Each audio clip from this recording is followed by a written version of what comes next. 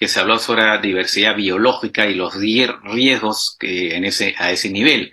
Primero quisiera que explicaras al público por qué es que hay dos COPs distintas, ¿no? Una COP para el clima, para el cambio climático, y otra para la diversidad biológica, cuando se supone que son finalmente temas bastante ligados.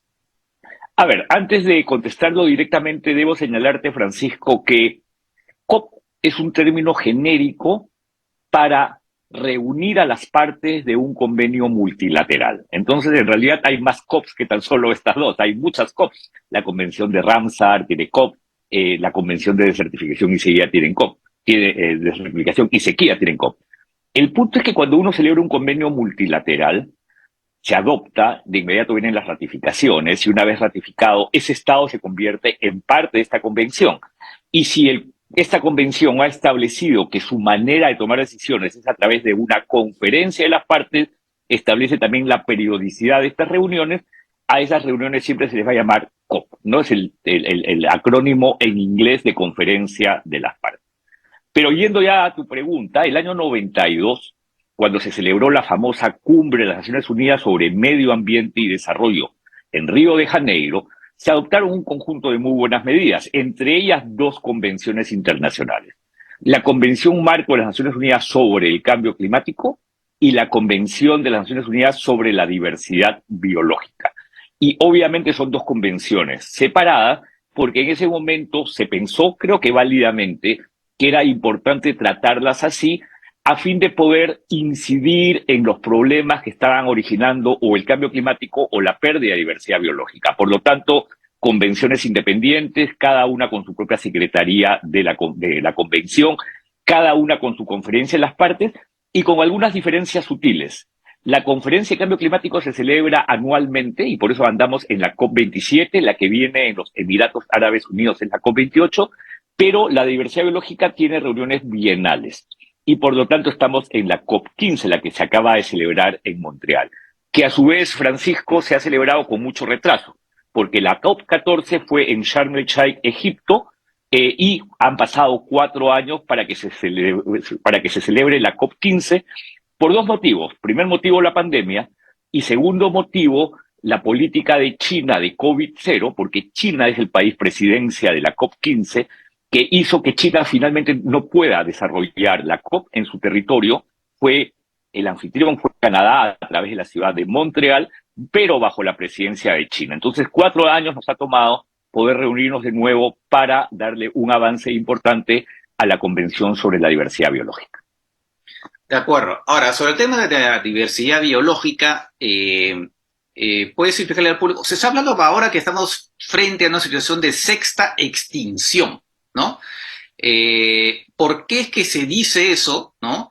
Y eso implica cuántas especies estarían ahora en riesgo y también por qué es tan importante, incluso para el ser humano, este tema de la diversidad biológica, de qué manera puede incidir en general digamos, en la humanidad también.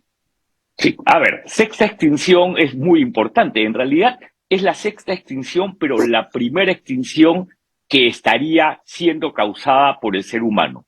Porque las extinciones previas han ocurrido en el planeta en función a un conjunto de factores que han sido o presencia de elementos extraños en forma de asteroides o meteoritos, o ha sido procesos de geológicos que han cambiado las condiciones de la Tierra, o han sido también procesos de glaciación que congelaron todo el planeta a lo largo de la existencia del planeta, que hay que tener en cuenta, Francisco, es un planeta que tiene 4.500 millones de años. Miren ustedes la dimensión de tiempo de la formación de la Tierra.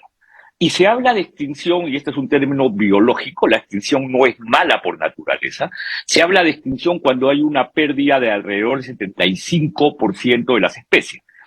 Pero ¿por qué es importante distinguir las 5 extinciones previas de esta? Porque en las 5 extinciones previas siempre se mantuvo un núcleo de vida, un núcleo de diversidad biológica o de naturaleza, que fue posible por evolución que el planeta se repoble con especies de flora o de fauna y recursos genéticos. Pero lo que está ocurriendo con esta sexta extinción es que la actividad humana está causando tanta afectación al planeta que no le estamos dando tiempo a la naturaleza para que biológicamente evolucione.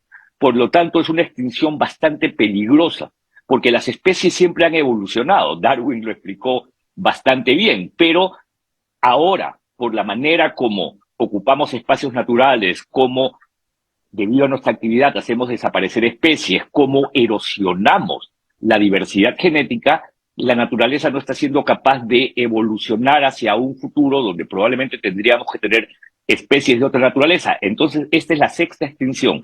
Es humana y está llegando a niveles preocupantes, porque el informe del Fondo Mundial para la Naturaleza, WWF, que se llama De un planeta vivo, está estableciendo el grado significativo de pérdida de especies, ecosistemas y géneros. En especial, en América Latina es donde más se están perdiendo especies de la diversidad biológica y eso es algo que debemos revertir. Esa es la idea del Convenio de Diversidad Biológica, es revertir este proceso significativo de pérdida de naturaleza. Ahora, cuando se habla de especies, en estos momentos, ¿cuánto se calcula de todas las, me imagino que hay un mapeo de todas las especies del mundo, en términos de porcentaje, cuántas especies o bien ya han desaparecido o bien están en riesgo? A ver, de hecho estamos hablando de especies documentadas y también estamos hablando, muchas veces se hace la distinción entre vertebrados e invertebrados.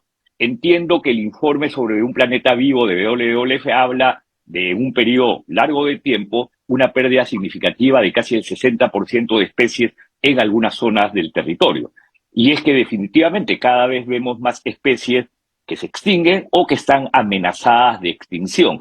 Por lo tanto, es una pérdida significativa, es una pérdida que es además evidente. Ustedes deben haber escuchado, los televidentes, que se perdió el último espécimen macho de un rinoceronte de África, o hemos escuchado que esta especie marina, la vaquita marina del Mar de Cortés, está en un camino irremediable a la extinción, porque llega un momento, Francisco, en donde la población ya no hace viable su reproducción y por lo tanto irremediablemente se conduce a la extinción, ¿no? Incluso cuando uno mira este museo, creo que es de Londres, el famoso museo, o es de Oxford, que tiene al pájaro dodo, ¿no? Que fue una especie que se extinguió y nunca más se encontró. Entonces, hay una pérdida continua de especies de la diversidad biológica que se están perdiendo irremediablemente y lamentablemente esa es una curva descendente que nos obliga a tomar acciones para revertirla. Es bien interesante, cuando pensamos en la curva de cambio climático, tenemos una curva ascendente de incremento de la temperatura que queremos disminuir. Cuando hablamos de la diversidad biológica, hablamos de una curva descendente que queremos levantar. Ese es el gran reto del planeta, porque en la primera pregunta tú me decías, ¿es importante ahora ver las dos convenciones en conjunto? Definitivamente sí. Y creo que el proceso político nos está conduciendo felizmente a la convergencia entre nuestras acciones en favor de controlar el cambio climático y sus efectos y nuestras acciones para revertir los procesos de pérdida de naturaleza. De acuerdo. Ahora, un detalle, ahora con esto que se puede clonar, se puede, digamos, la genética permitiría eventualmente revivir, no sé si revivir o hacer que, digamos, las especies se puedan preservar, o eso es un mito. No, ese es un mito, claro, hay mucho avance de la ciencia, definitivamente la clonación de especies ya se ha dado. La clonación de especies de flora es muy común porque para grandes cultivos de fin comercial, se utiliza incluso el agave, que es la base con la cual se produce el tequila, ¿no? Son especies clonadas, eso es un avance científico que ya se da. Pero el problema, Francisco, es que tú puedes clonar algunas especies, pero también eso te puede generar o conducir al monocultivo. Y la idea es que tú no puedes reemplazar la diversidad biológica por monocultivo.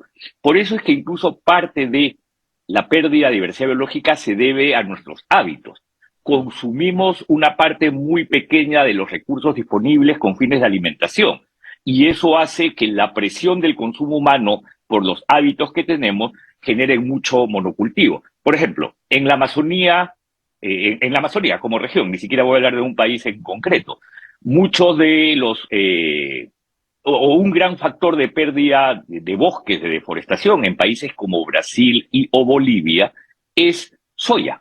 Y la soya efectivamente es un insumo para producir alimentos, para producir aceites, para producir cremas, para producir galletas. O sea, muchos de los productos que consumimos tienen soya, pero esta soya está siendo cultivada en zonas que tenían diversidad biológica que irremediablemente se ha perdido. O en algunos otros casos, también Brasil y Bolivia fundamentalmente, para carnes, para ganadería, porque la dieta actual, y por eso te hablaba de patrones de consumo, tiene que ver con una fuerte dependencia de carnes rojas que definitivamente te generan una pérdida de la diversidad biológica solamente para reemplazar un bosque por una tierra con pastos que permita alimentar ganado a niveles industriales masivos. Esos patrones también tienen que cambiar. De acuerdo. Ahora vamos un poco a los logros o lo que se ha obtenido, que es un acuerdo que ha sido señalado como histórico en en esta COP. ¿Cuáles serían los ejes de este acuerdo?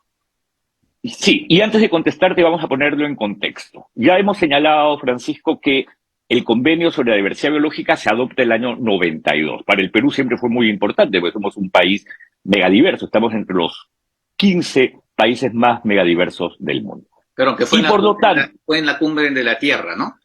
fue en la cumbre de la Tierra de Río, llamada también Río 92, un Claro. hito, ¿no?, en la evolución, en la mejora de los marcos normativos en materia ambiental. Entonces, ahí se celebra el convenio sobre la diversidad biológica. Precisión: Estados Unidos lo adopta, pero no lo ratifica, por lo tanto, Estados Unidos no es parte de la convención, es observador. Hay una mejora en el compromiso de los Estados Unidos, han nombrado. Quería hacer una precisión para el público que ya le hice en su momento, que no la ratifica porque en Estados Unidos tienen un sistema de ratificación muy digamos, complicado en el Senado, que requieren 2/3 para ratificar un tratado, lo cual efectivamente hace que Estados Unidos no haya ratificado, aun cuando los gobiernos han firmado, no se ratifican en gran parte por ese motivo. Una simple. Así es, ¿no? Sí, no se ratifica, pero sin embargo ahora el gobierno demócrata está dando muchas señales de compromiso con el convenio, porque incluso han nombrado una enviada especial, una representante para temas de naturaleza llamada Mónica Medina, una persona bastante sólida que ha participado en la COP de Montreal y que ha aportado significativamente desde ese país. Entonces volvamos, convenio el año 92. Se avanza en su implementación, tiene algunos instrumentos, un poco débiles de implementación, y el año 2010, en una COP que se celebra en Japón, se toman decisiones, entre ellas declarar el año 2020 al 2030, los años, como la década de la biodiversidad. Y se aprueba un plan de acción con unas metas llamadas las metas de Aichi, ¿no?, localidad de Japón. Y las metas de Aichi establecían una cantidad de números para ser cumplidos en ecosistemas terrestres, ecosistemas marinos, patrones de consumo, entre otros, pero que lamentablemente al cierre del 2020 se confirmó, Francisco, que no han sido cumplidos en su totalidad. Entonces, lo que estoy tratando de decir es que la Convención sobre la Diversidad Biológica ha tenido un proceso de implementación históricamente débil. Por lo tanto, y habiendo culminado el plazo de las metas de Aichi, se inició la discusión para establecer un nuevo marco, que se le ha llamado el Marco Global para la Biodiversidad, y cuyo título final, porque finalmente ya se adoptó en Montreal, se llama Kunming-Montreal Marco Global para la Biodiversidad. Kunming, porque es la localidad donde se celebró la primera parte de la negociación, Montreal, que es quien finalmente hospedó a los delegados ahora hace unos días, y el Marco Global para la Biodiversidad, que establece un nuevo plan, muy valioso porque es un plan para la implementación, es un plan orientado a resultados, es un plan que reconoce el rol de los pueblos indígenas, que se basa en el respeto a los derechos humanos y el enfoque de género, que busca revertir la pérdida de naturaleza y a su vez busca cumplir con los objetivos de desarrollo sostenible, entre otros. Pero acá viene lo importante, tiene metas. Una meta que me parece muy valiosa es que dice traer las áreas que se pierden casi a cero de aquí al 2030. Es una meta bien ambiciosa. Lo que se quiere es que no haya más pérdida de ecosistemas o áreas naturales, y no solamente me refiero a las protegidas, sino áreas o ecosistemas naturales que no se sigan perdiendo y por lo tanto tengamos acciones para disminuirlo casi a cero al 2030. Pero a su vez establece que 30% al 2030 estará sujeto a restauración. Entonces no solamente es proteger lo que hoy día tenemos, sino también restaurar áreas. y se quiere que 30% al 2030 se enfoque en restauración. Y a su vez, que 30% de áreas continentales o áreas marinas se sometan a conservación o manejo. Ten en cuenta, Francisco, que las metas de Aichi hablaban de 20% para áreas continentales y 10% para áreas marinas. Ahora se habla de 30% de áreas continentales y marinas que se conservan o manejan al año 2030. Obviamente hay un conjunto de otras medidas que tienen que ver con patrones de consumo, agroecología como práctica sostenible, control de especies invasivas, manejo y control del comercio de especies silvestres, que como tú sabes ha sido un gran problema. Incluso la pandemia se estima se origina en parte por el comercio de especies silvestres e incluso se incorpora este instrumento llamado soluciones basadas en naturales.